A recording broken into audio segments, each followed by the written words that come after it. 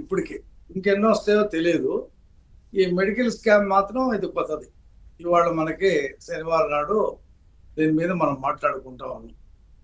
కొత్త స్కామ్, కొత్త పాత్రధారి హరిప్రసాద్. గతంలో ఎర్రచందనం స్మగ్లర్ కి టికెట్ ఇచ్చారు కాబట్టి, నేను మెడికల్ స్కామ్ చేశాను కాబట్టి నాకెందుకు ఎవరు టికెట్ అనే పద్ధతిలో ఆయన కదిరి టికెట్ కూడా అడిగాడని చెప్పి మనకు తెలిసింది.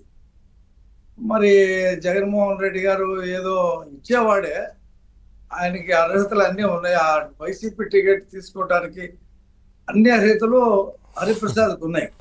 మరి ఏ ఈక్వేషన్ లో ఆ టికెట్ రాలేదో మనకు తెలియదు. ఆయన మైనారిటీస్ ఎక్కువ ఉంటారు కాబట్టి 75,000 ఓట్లు మైనారిటీస్ ఉన్నాయి. తర్వాత టీడీపీ ఏంటంటే నాన్ మైనారిటీస్కి ఇచ్చింది కాబట్టి మన మైనారిటీకి ఇస్తే ఈజీగా గెలవచ్చు, మైనారిటీలందరూ మనకు ఓటేస్తారు. బీజేపీతో పొత్తుంది కాబట్టి మైనారిటీస్ అందరూ మనకు ఓటేసేస్తారని హరిప్రసాద్ని పక్కన పెట్టి ఎవరో ముస్లింకి ఇచ్చారు టికెట్. అయినా సరే ముస్లింలు కూడా వైసీపీకి ఓటు వేయాల.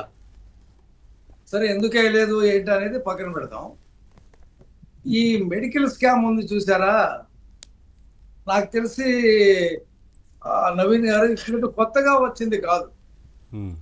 15-20 సంవత్సరాల నుంచి దేశంలో ఈ కొత్త మెడికల్ కాలేజీలు పెట్టడం, వాళ్ళు ఆ మెడికల్ అథారిటీకి సంబంధించినటువంటి ఆఫీసర్లు వస్తారని ముందే తెలియజేస్తారు. ఫలానా రోజున మేము వస్తాము మీ కాలేజీ చెక్ చేయటానికి అని చెప్పేసి అంటారు. అంటే వీళ్ళు ఏం చేస్తారంటే తాత్కాలిక ప్రొఫెసర్ని, తాత్కాలిక స్టూడెంట్స్ని, తాత్కాలిక పేషెంట్స్ని అందరినీ సమకూర్చి మమా అనిపించి వాళ్ళకి ఇచ్చే డబ్బులు, వాళ్ళకి చేసే మర్యాదలు, వాళ్ళకి పెట్టే సుఖ సంతోషాలు అన్నీ పెట్టి పంపించేసి మెడికల్ కాలేజీని కొనసాగించి 7 మొత్తం కూడా లాగేస్తూ ఉంటారు. ఇది దేశంలో జరుగుతున్నటువంటి సహజ సిద్ధమైనటువంటి ప్రక్రియ. ఇందులో హరిప్రసాద్ అనేవాడు ఒక కేవలం పాత్రధారే.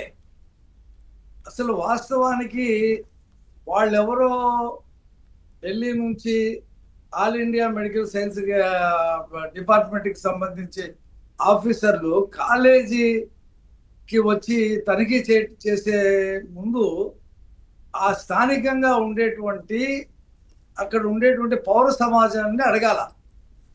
ఈ కాలేజ్ ఎలా ఉంది, ఈ హాస్పిటల్ ఎలా ఉంది, ఇక్కడ చదువులు ఎలా చెప్తున్నారు అనేది అక్కడ ఉండేటువంటి ఆ మున్సిపల్ కమిషనర్ని కానీ లేదా చైర్మన్ కానీ పలు రకాలుగా అక్కడ ఎంక్వైరీ చేయాలి.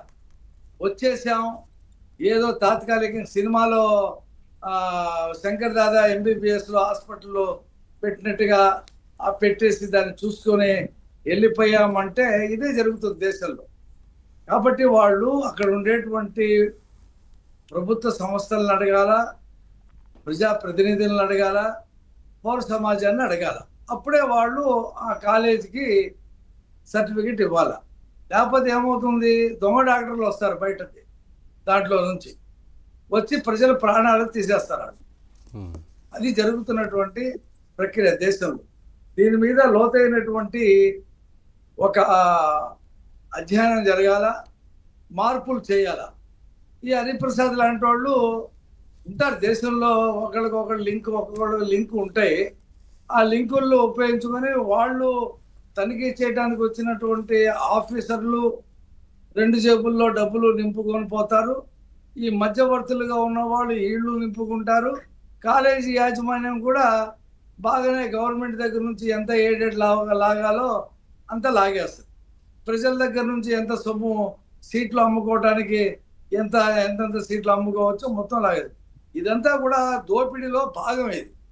కాబట్టి మనం ఏబిఎన్లో ఈ చర్చ చేస్తున్నామంటే ఖచ్చితంగా హరిప్రసాద్ని శిక్షించాలా లేకపోతే వాళ్ళని శిక్షించాలనే కాదు, సమూలమైనటువంటి మార్పులకి మన చర్చ. కరెక్ట్, మీరు అన్నట్లుగా రఫీ గారు, మార్పులు రావాల్సిన అవసరం ఉంది, ప్రక్షాళన చేయాల్సిన అవసరం ఉంది. ఇటువంటి విషయాల్లో ఇంకా సీరియస్గా తీసుకోవాల్సిన అవసరం ఉంది. శాంతిప్రసాద్ గారు, ఏంటంటే ఇప్పటి వరకు చూసిన స్కామ్లు ఒక రకం అయితే ఇది మరొక రకమైన స్కామ్లో వైసీపీకి సంబంధించిన నేతలు ఉన్నారు. అంటే ఈ ఒకటి కాదు రెండు కాదు, మనం చెప్పుకుంటూ పోతే ఇందా నేను చెప్పినట్లు ఇసుక చూసిన, లిక్కర్ స్కామ్ చూసిన, మైనింగ్ వ్యవహారం ఇంకా చాలా ఉన్నాయి. ఇవన్నీ కూడా ఒక్కొక్కటిగా విచారణ జరుగుతోంది, సిట్టు విచారణ ఇస్తోంది. కానీ